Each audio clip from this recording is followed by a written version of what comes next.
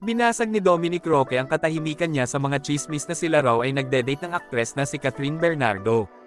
Matapos nilang mag-upload na magkasama silang nagwo-workout ng aktres.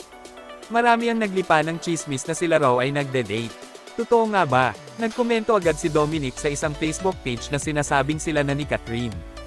Ang komento niya dito ay, "Kapatid ko po yan, brothers, with heart." Pero marami ang nagsasabi na netizens, wala naman masama kung magkatuluyan ang dalawa dahil pareho naman silang single. Ngunit hindi naman tanggap ng iba dahil marami nga ang nag-ship ngayon kay Catherine at Alden Richards. Mahahalata naman sa video clip na ito na super close talaga ni Catherine at Dominic at hanggang doon lang yun.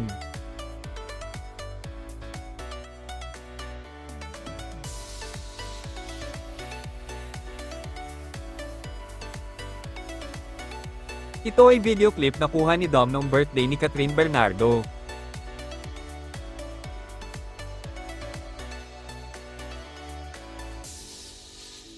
Salamat sa panunood, sana ay mag-subscribe kayo sa aming YouTube channel at Facebook page para sa mga susunod pang update sa mga paborito nyong artista.